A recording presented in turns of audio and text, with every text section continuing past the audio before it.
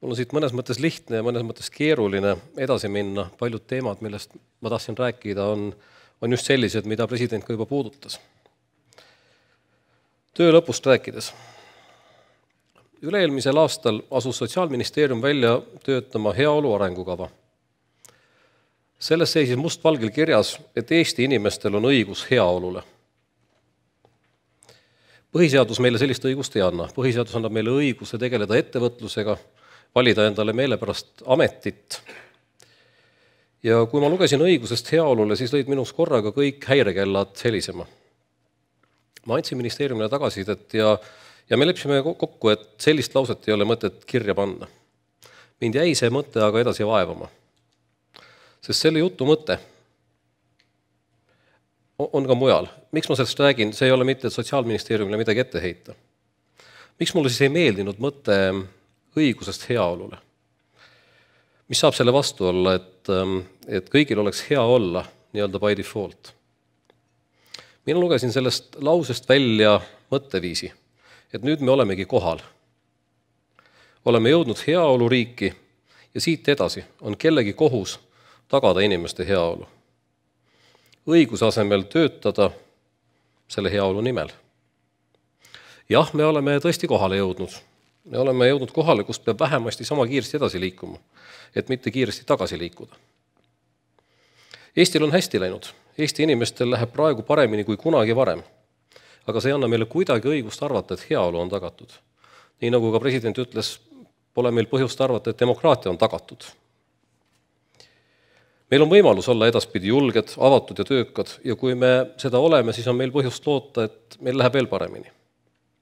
Aga õigust pole meil selleks mitte keegi andnud. Seda ei saagi anda. Ja siis ühtäkki hakkasin ma nägema sarnast mustrit kõikjal enda ümber. Otsuseid ja arutelusid, millest kostub ettekujutus meie kasvavatest õigustest ja uskuge, ma näen neid arutelusid väga palju oma töös. Põhiseadus annab meile mitmed õigused, näiteks õigus haridusele. Aga kas meil on ka moraalne kohustus eluaeg õppida, lisaks sellele, et meil on õigus? Sven Grünberg on öelnud, et inimesel on üldse elus 2 vastutust. Esiteks õppida, kuni kirstugaas sulgub ja teiseks anda oma teadmisi edasi. Meil on õigus tervishoiuteenustele, aga kas meil on ka kohustus oma tervise eest nii kodus kui ka tööl maksimaalselt hoolt kanda? Meil on õigus endale valida ametit ja elukutset, aga kas meil on ka kohustus valida nõnda, et see valik on vastutustundlik? Eesti on õigusriik, jumal tänatud. Eesti on muutumas õiguste riigiks ja õigustatute riigiks. Ja kui meil on olemas õigustatud, siis ma tahan küsida, et kes on kohustatud? Ja kuidas see nüüd kõik töösse ja selle lõppemisse puutub? Kõigepealt esimene teema. Tehkem vähem tööd. Vähendagem tööpäeva pikkust, asendagem puhkepäevadel riigipühad vabade tööpäevadega ja nii edasi ja nii edasi. Viimase paari aasta jooksul on tihti räägitud, et Rootsi läheb üle 6-päevasele töönädalale. 6-tunnisele tööpäevale. Rootsi eksperimendi taga on idee, et inimesed, kes vähem töötavad, on rohkem puhanud, tervemad, nende peresuhted on paremad ja kokkuvõttes on see tootlikum. Loogiline. Tänaseks on siiski selge, et ka kogu Rootsi tööpäeva lühendama ei kiirusta. Erinevad organisatsioonid on seda katsetanud ja enamus sellest loobunud, sest see on lihtsalt liiga kallis. Kuna töötasu jäi samaks, mis 8-tunnise tööpäeva puhul, kasvas tunnipalk 1/3 võrra ja inimesed olid rõõmsamad, tootlikumad, aga mitte sellisel määral. See on Euroopa katsetus. Samal ajal katsetab Google 30-tunnist töönädalat. Makstes selle eest siis 75% 40-tunnise töönädala tasust. See on Ameerika viis katsetada. Muutuste eesmärk on anda enam paindlikkust noortele pereinimestele. Väga mõistlik eesmärk. Aga ka see ei sobi paljudele, sest tegelikult nad tahaksid enam teha ja ka rohkem teenida. Prantsusmaa läks 17 aastat tagasi sotside juhtimisel üle 35-tunnisele töönädalale. Nüüd püüavad nad seda tagasi pöörata, sest riigi majandus ei pea sellele puhkerežiimile vastu lihtsalt. Loomulikult, ametiühingud on sellistele muudatustele raevukalt vastu, sest kes tahaks loobuda 2-tunnistest lõunapausidest või reedel poolest päevast lahkumisest. täiesti arusaadav. Ja siin tuleb muidugi ka mängu see ettekujutus, et sellised suhted ja sellised tööpäevad kestavadki igavesti. Nad ei kesta niikuinii igavesti. Aga maailm väljaspool Euroopat ei maga ja töö pisaraid ei usu. Nii näevad ka prantslased fakte. Ikka ja jälle kerkib poliitilise areenile populistlik katse asendada nädalavahetuste langevad riigipühad tööpäevadega. Tööandjad on niikuinii selle kuluga juba arvestanud. Nii ütles mulle üks sots Riigikogu puhvetis. Tegelikult tasub korra vaadata, kui palju me päriselt tööd teeme. OECD riikide hulgas on Eesti kuskil esimese kolmandiku lõpus, kui võrrelda ühe töötaja kohta keskmiselt töötatud tunde aasta jooksul. Meie keskmine on 1852 tundi aastas ja kui lähemaid konkurente vaadata, siis lätlased töötavad rohkem, leedukad töötavad rohkem, poolakad töötavad rohkem. Kõige rohkem töötavad OECD-s mehhiklased, lausa 2246 tundi ja kõige vähem sakslased, 1371 tundi. Vahed on arvestatavad. Siiski tuleb arvestada, et mõõtmismeetodid on erinevad ja teiseks mõõdetakse kõiki töötajaid, sealhulgas osalise tööajaga töötajaid. Meil on vähenenud töövõimega inimeste, noorte emade või isade, eakate inimeste osalise koormusega töötamine siiski veel üsna vähe levinud. Põhjuseks on nii riigi poliitikate vähene motivatsioon seda teha, kui ka kaua kestnud ettevõtjate vastuseis sellele, mis tulenes paljuski mugavusest. Need mõlemad on täna muutumas. Aga päris oluline on luua küsimusele, kas me peaksime siis töötama vähem või ehk hoopis rohkem. Natuke konteksti. Ma valisin võrdlusbaasiks Taani kui Euroopa ühe õnnelikuma, tootlikuima ja vähem töötava riigi. Liiati on taanlased meile kultuuriliselt ka päris hästi arusaadavad. Taanlase kuine brutosissetulek aastal 2015 oli 4530 eurot, Eestis 1077. Vahe enam kui 4-kordne. Vahemikus 2013 kuni 2015 kasvas taanlaste netosissetulek keskmiselt 2,5%, eestlastel 6,2%. Ja kuigi meie kasvutempo oli 2,5 korda kiirem, siis ometi kasvasid taanlaste tegelikult rahalised sissetulekud kiiremini kui eestlastel. Ehk taanlased läksid meil veelgi eest ära. Kas kasvas sellel ajal Taani majandus kiiremini? Ei, Eesti majanduskasv oli sel ajal kiirem. Kas äkki said Taani töötajad enam osa loodavast lisandväärtusest kui eestlased? Ka mitte. Eestis kasvavad palgad 3 korda kiiremini kui tootlikkus, Taanis võrreldavalt tootlikkusega. Võrdeliselt siis. Niisiis kõik näitajad, sissetuleku ja tootlikkuse näitajad on Taanis 3-4 korda paremad kui Eestis. Nad töötavad meist veerandi vähem. Täiesti selgelt on olemas korrelatsioon majandusliku heaolu ja vähem töötamise vahel. Ja see on nüüd koht, kus meenutan õigust heaolule. See on koht, kus meie ametnikel ja poliitikutel kipub aeg-ajalt asi täitsa segamini minema. Kas tahtlikult või tahtmata. Olen seda aruteludes ja debattidest palju kuulnud. Kuna Põhjamaad töötavad vähem, siis neil läheb paremini.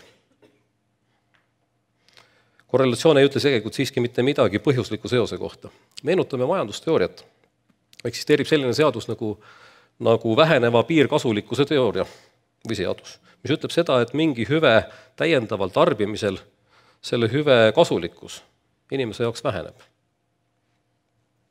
Töö ja palga mõistes tähendab ta seda, et teatud sissetulekust alates need hüved, mida töö ja palk võimaldavad, ei ole enam nii palju väärt kui varem. Enam toitu, parem eluase, kiirem auto, ilusam puhkus. See kõik omab vähem tähtsust ja enam väärtustatakse aega ja vabadust. Seega, kõrgem sissetulek toob kaasa vähema töötamise. Mitte vastupidi. Mitte vähem töötamine ei too kaasa suuremat majanduslikku heaolu. Ja seda on oluline meeles pidada. Euroopa on ennast rikkaks töötanud, mitte rikkaks puhanud. Seda sama püüab teha muu maailm meie ümber. Asjal on täiendav oluline probleem. Meie tööealine elanikkond väheneb väga kiiresti, umbes protsendi jagu aastas. Riigi vajadused aga kasvavad kiiresti. Selleks, et seda kiirelt kallinevat riiki üleval pidada, nõnda, et töötav inimene ei kannataks läbi kiiresti kasvavate maksude, tuleb vähemalt samas tempos kiiremini väärtust luua. Meil ei ole seda jaksu. Väheneva töötajaskonnaga katsuda taanlaste, kelle elanikkond kasvab samal ajal, järele jõuda. See meie mootor ei pea sellele vastu. Seega on meil veel lisaks vajadus tegelikult inimeste järele, kes seda uut väärtust looksid. Aga tagasi vähema töötamise juurde. Kui me nüüd korra veel vaatame Taani poole ja teeme arvutuse, mis juhtuks siis, kui me töötaks tegelikult sama palju tunde nädalas, kui Taanis on see keskmine, siis meie SKP kukuks 4,5 miljardit. Ehk teistpidi arvutades me vajaksime kohe järgmisel aastal umbes 175 000 inimest Eestisse juurde, et nende vähenenud töömahtudega hakkama saada. Väidetakse, et 6 tunniga on inimene produktiivsem ja teeb ära 8 tunni töö. Pisut on see soovmõtlemine. Heaoluriikide senised inimkatsed päriselt seda ei kinnita, et see produktiivsus just 3% kasvaks. Aga tõepoolest, inimene väsib, tema tähelepanu väsib, aga see väsib eelkõige ühetaolisest pingutusest, mitte üldiselt. Ja siin on ehk olemas muud võimalused, mida kaaluda. 20 aastat tagasi kirjutas Lundi ülikooli professor Leif Edvinson raamatu intellektuaalsest kapitalist. Ja Leif Edvinson väitis seda, et inimene on kõige produktiivsem siis, kui ta teeb 3 erinevat tööd. Mitte tingimata multitaskinguna, aga näiteks 2,5 tunniste tsüklitena. See võimaldab tal rakendada oma erinevaid teadmisi, erinevaid oskusi erinevates keskkondades, aga tõenäoliselt ka erinevate tööandjate juures. Ma usun, et seda mõtet tasub meeles pidada. Liiatigi on see heas kooskõlas, nii nagu meie arvame siin noorte arusaamadega tööst ja töö tulevikust. Rektor Jaak Aaviksoo rääkis paar nädalat tagasi Postimehe ja Targa majanduskonverentsi sellest, kuidas uue põlvkonna arusaamised tööst ja heaolust muutuvad. Kuidas parema materiaalse heaolu nimel ei olda enam valmis pingutama. Sellest samast rääkis ka just president. See ongi uue põlvkonna õigus. See on igaühe õigus, kui palju ta tahab tööd teha ja mille nimel. Hea, et meil see vabadus on. Küll aga on meil sellega üks mure. Me oleme, millest just president äsja rääkis, me oleme oma pensioni- ja tervishoiusüsteemid üles ehitanud selliselt, et töö ja nimelt töö peab üleval kogu süsteemi. Kedagi ei saa sundida enam töötama, aga selle vähem töötamise tulemus on see, et süsteem tervikuna ei toimi. Palju olen kuulnud klišeed sellest, et me peaksime tegema mitte palju, vaid tarka tööd. Võiks küsida ameeriklaste käest, mida nemad sellest arvavad. Minu arvates on see üks paljudest eufemismidest, mille taha me oma soovmõtlemist peidame. Kust võtame me, et meil on just selline valik, kas teha palju tööd või tarka tööd? Mina arvan, et me saame teha palju tööd ja tarka tööd. Muidugi, valik on meil alati olemas, me saame teha ka vähem tööd, võime teha ka võimalikult rumalat tööd. Aga siin kehtib inglaste vanasõna you can't eat the cake and have it too. Ehk et ei saa seda sama kooki, mida täna süüa, seda meil enam homme alles ei ole. Ma ei väida, et meie heaolu, esmane mõõdupuu on materiaalne heaolu. Ei ole. Selle mõõdupuu annab meile ikka põhiseadus. Aga me ei saa tahta paremat tervishoidu, paremaid pensione oma vanematele ja kunagi ka meile endile ja samal ajal seda kõike vähem tööd tehes. Mis toond on meid siia, ehk aitab see meid ikka edasi ka, see töökus. Ja siit jõuan ma järgmise teema juurde, rääkides, et peaksime tegema mitte vähem tööd, äkki kaaluma rohkem tegemist, siis kas meil üldse on tööd, mida teha? 22 aastat tagasi kirjutas Jeremy Rifkin raamatu Töö lõpp, jälle üks väga mõjukas raamat, ja Rifkin kirjutas 90. aastate keskel 3. tööstusrevolutsioonist ehk infoajastust. Ta näitas, kuidas esimese ja teise tööstusrevolutsiooni ajal kadusid töökohad, eelkõige siis põllumajanduses ja tööstuses, ja tekkisid uued eelkõige teeninduses. Ja Rifkin väitis, et 3. tööstusrevolutsiooni tagajärjel enam kaduvate töökohtade asemel võrreldavalt uusi ei tekki. Siiamaani on tekkinud. Seesama debatt seoses robotite tehisintellekti pealetulekuga on meil ka täna, mitte ainult Eestis, kogu maailmas. Ehk kas töökohad viiakse meilt või töökohad asendatakse. Selle üle vaidlevad erinevad teadlased ja koolkonnad ja paljuski on see usu küsimus.